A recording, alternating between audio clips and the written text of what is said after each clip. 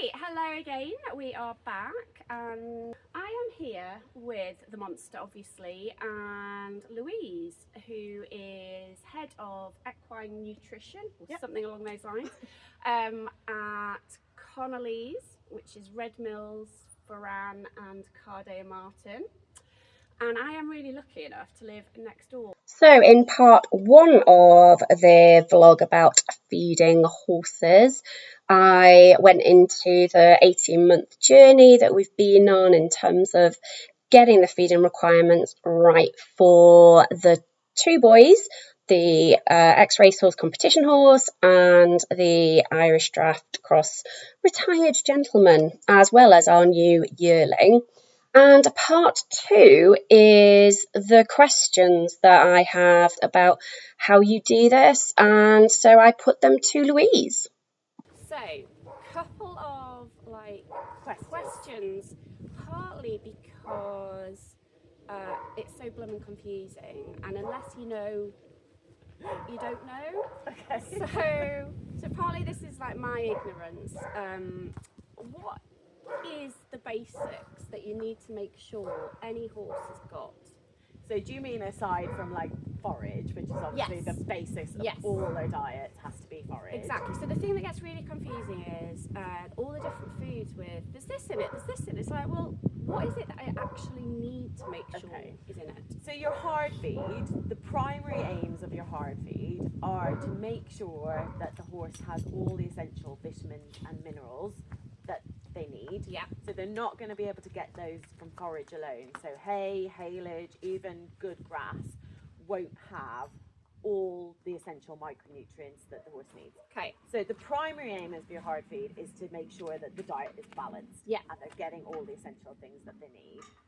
And then the secondary kind of aim to that is making sure that they're also getting the necessary levels of calories and quality protein. And that depends on the individual horse, the work they're doing, the age they are, etc.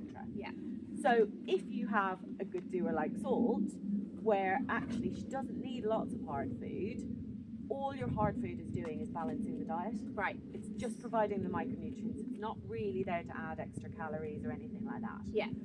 Whereas with a horse like Monty, where you are working him, he is prone to losing a bit of weight, you're balancing the diet, but at the same time, you're also giving him an extra source of calories and quality protein to help him hold his condition and do the work that you're asking of him. Yeah. Okay. That's the primary aim of the hard food, is just to balance what you're not getting in the forage and make sure that you're meeting the calorific and protein requirements of the horse. Okay, so how do you know that whatever balancer you choose has got all the right things in at the right levels?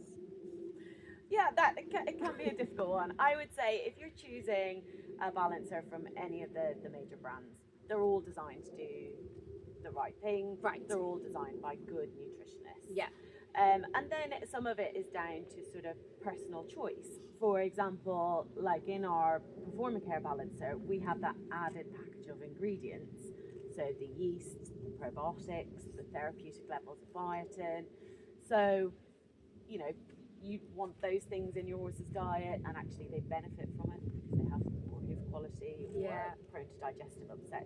So it's a wise spend then, or a wise choice to choose a balancer that actually incorporates some of those ingredients in there already. Right. So hopefully, yeah. Okay, cool.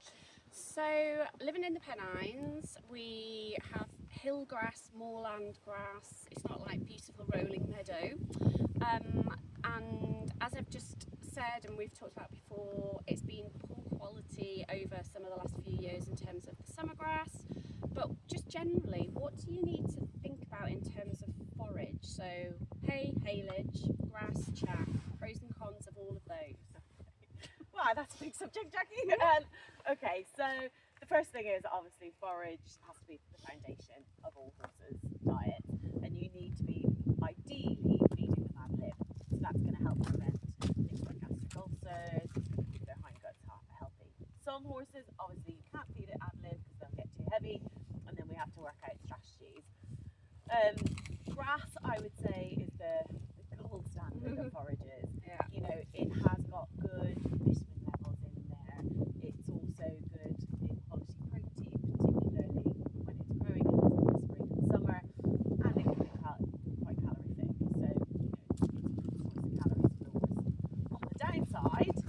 calories aren't always ideal, depending on the horse's condition, and grass can also be quite high in sugars, which can be a problem for some horses if they're prone to metabolic and Cushing's. Yeah. So we need to be conscious of that.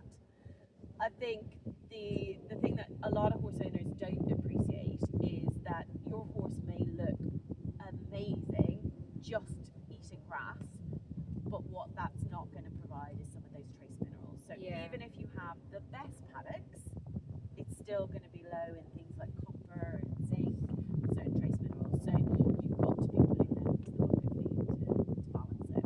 So irrespective of whatever grass you've got to have the balancer as well. Yeah, a balancer or some way of supplementing vitamins and minerals. So some people might use a vitamin and mineral supplement, others will use a balancer. So Okay. You've got to put them in somehow. Right. Regardless of what your pastures look like.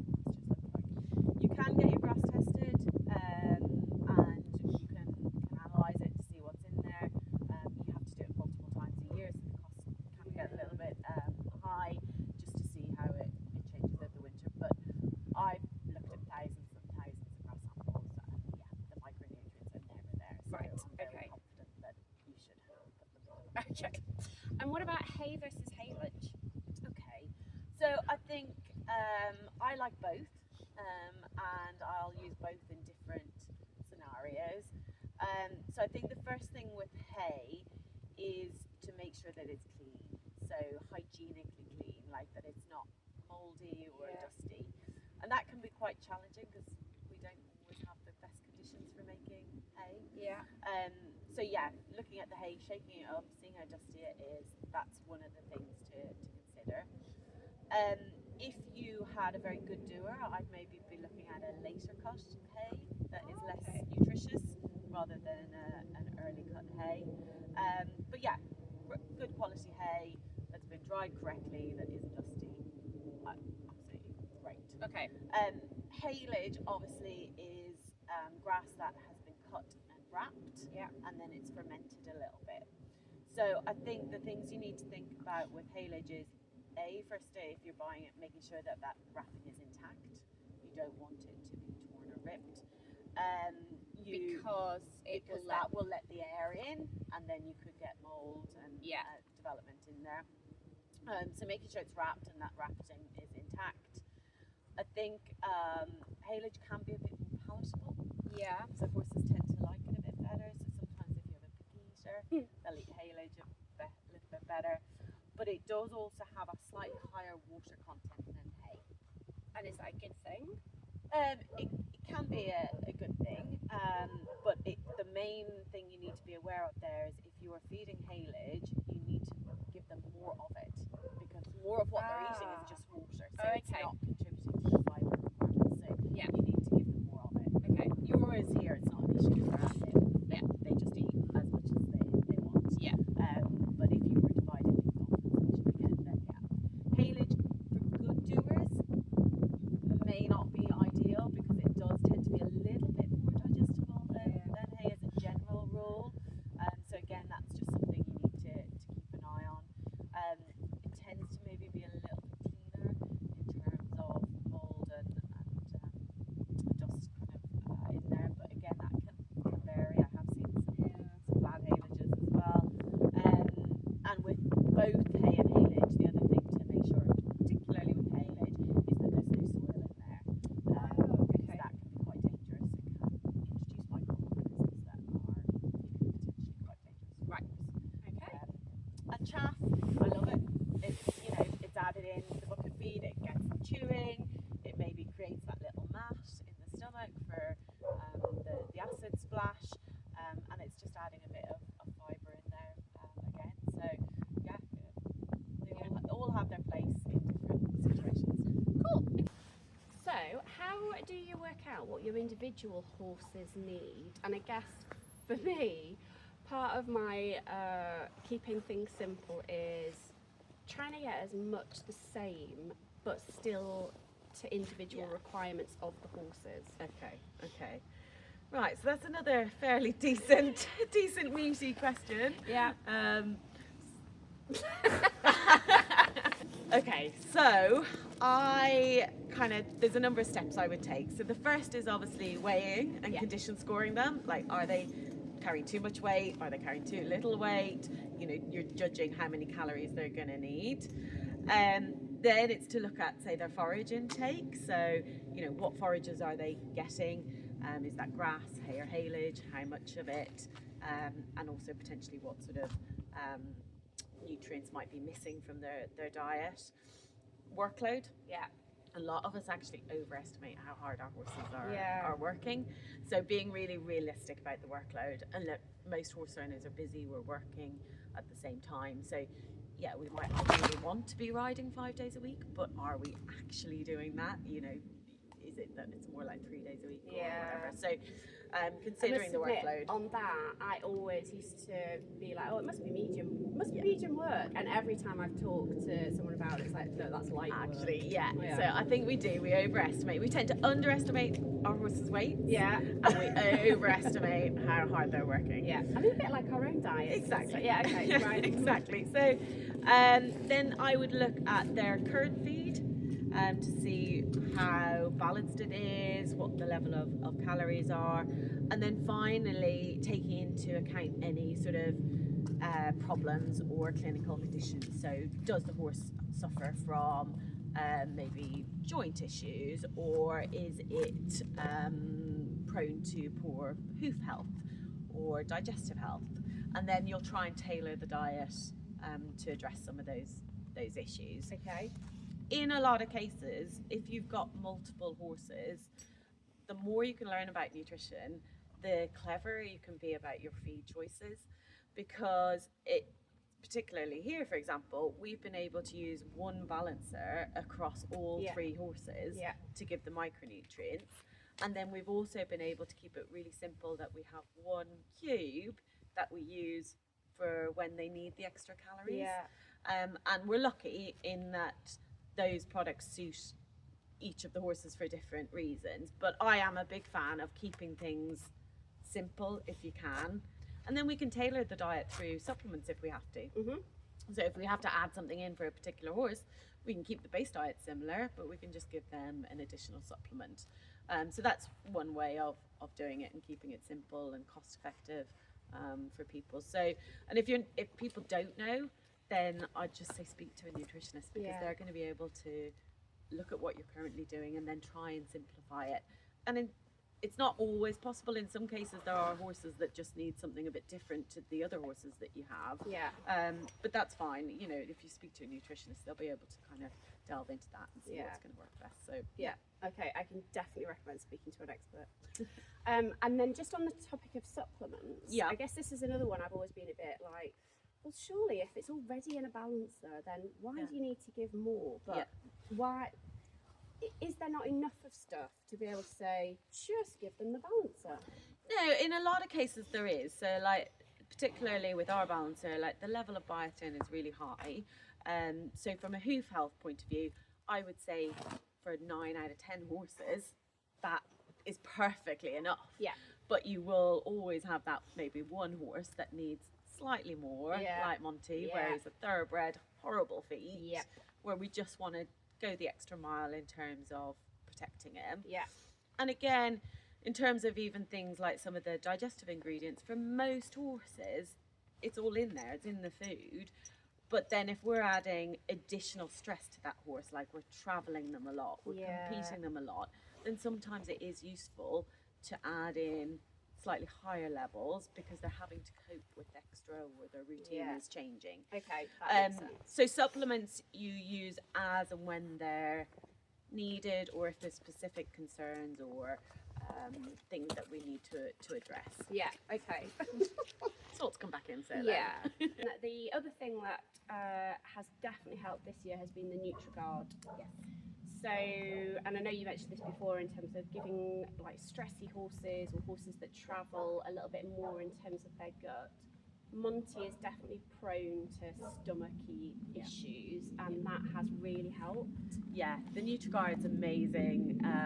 It's an amazing product, and it's been developed by our veterinary team, so it has a lot of ingredients in there that are designed to help not just with one section of the digestive system, but with the total digestive system. So from stomach through the small intestine into the hindgut. And it has a relatively new ingredient called post-biotics in there. So we've all heard of pre and postbiotics.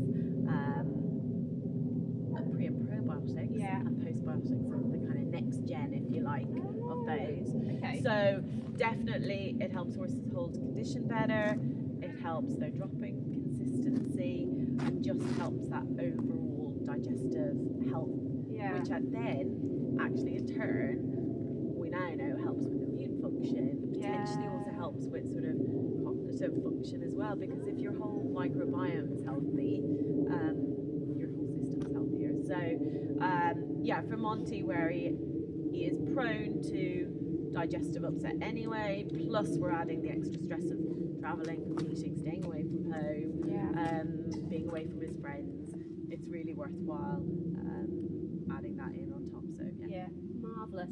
the difficulty with weight tapes is they will vary. Like, think of yourself, if you get on the scales in the morning, you're lighter than you are in the evening. So try and do it at the same time of day. And so that's one thing. And also it's just about a general trend. They're not as accurate as a weight bridge.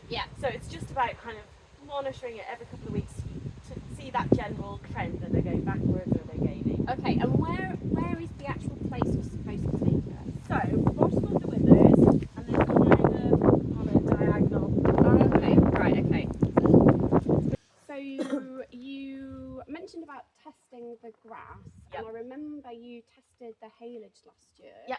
Never had that done before, so didn't know what would be in it. But I think you did a couple of haylage, didn't you? We did a couple of tests. So the first test we did was just looking at the sort of main sort of protein, ash, which gives you your mineral levels, your digestibility, and the sugars. And then we also did a test for your mineral analysis as well. And that was just done to give us an idea of what we were dealing with and what we needed to make up for in the feed. I think a lot of professional yards will routinely have their forage tested, both for nutrient profile and also for hygiene, to make sure there's no nasty mold or dust spores in. I think if you're just a general horse owner, we kind of know what's going to be in most hay and haylages grown in this country, because we kind of know where the parameters are. But if you're having issues or you're concerned about something, it's definitely worth looking into. And also I'll work with a lot of vets as well, where sometimes if we're dealing with a clinical case, they'll want us to test the forage and just provide that full picture. So I would say you don't necessarily have to have it tested if you're just a general horse owner. It doesn't cost a huge amount. It's about sort of 50 quid a sample. But it can be useful for the professional end of the yard, or if you're having problems that you just want to get to the bottom of. So Okay, cool. The other thing that we've been using with Monty is the pre-fuel and refuel gels. Now, I was very hesitant about the pre-fuel. So was I. On the basis, really? Having seen some of his exuberance, does he really need that? But actually, turns out it's brilliant. So, I think it was after you'd gone away. Were you at camp or something?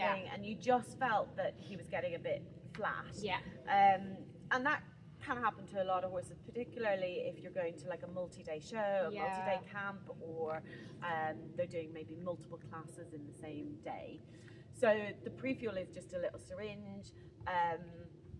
The untechnical kind of thing is like it's an energy shot for the horse. So you give it sort of an hour and a half before you want it, want that energy. And it definitely makes a big difference. It's almost like having a caffeine drink.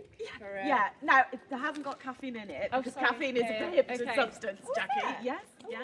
It hasn't got any caffeine in it. It's all perfectly legit. You can feed it to horses competing at any level, FEI level or anything, so it's fine.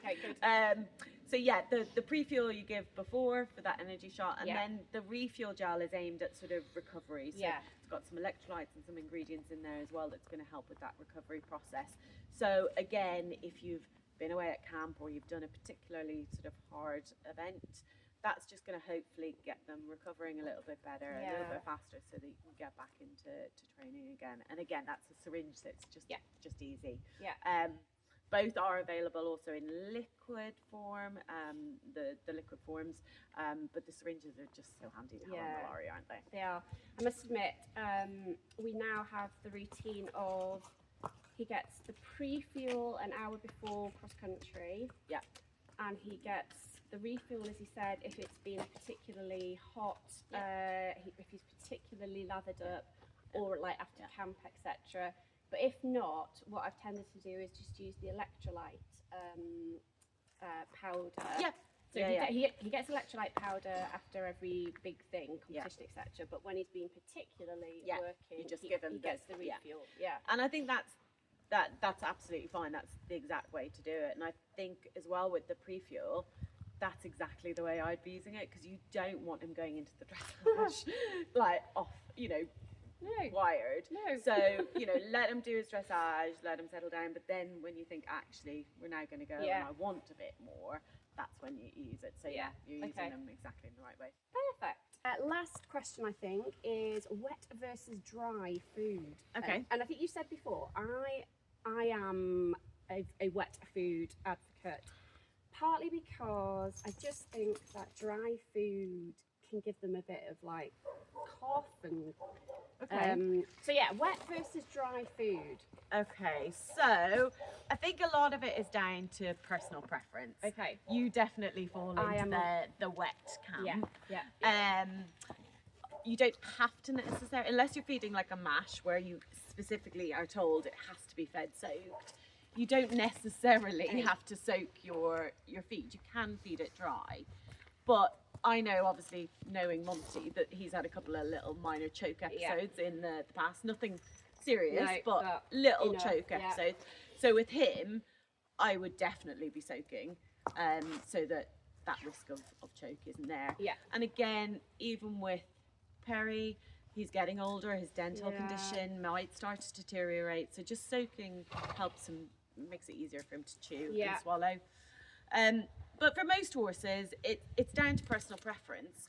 But if you're traveling a lot, competing a lot, feeding it wet just adds a bit of moisture in. If they're a bit fussy about drinking. During the winter, if they're on conserved forage like hay or haylage, their diet's quite dry compared to grass, which is like got a lot of water in it. So again, in the winter, just adding a bit of water into the bucket feed again is just going to help increase their water intake a little bit. So there's good things to soaking, but it's not essential if you don't unless you're feeding a mash. So marvelous. I wonder if it stems from the fact I have to have my own food wet. Anyway. So that was the big questions for Louise. I mean, I have had so much learning over this 18-month journey, and here's the summary of it, which I think is probably fairly self-explanatory, but I think the key thing for me has been about the fact that it takes time and patience to get it right, or certainly it has for me and for my little herd.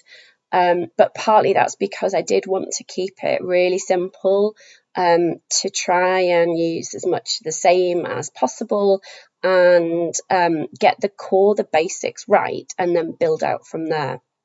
I think I learned a lot over last year in terms of the need to really keep on top of monitoring the weight and watching for changes.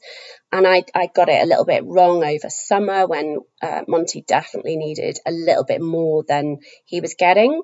So definitely in terms of making sure that we've got the right energy in the horses to do the job they're being asked to do, a big learning point. So yeah. Thank you very much. I think that's probably the grilling over for today. And you passed. You've been relieved to know. Thank you for watching, and we'll see you on the next one.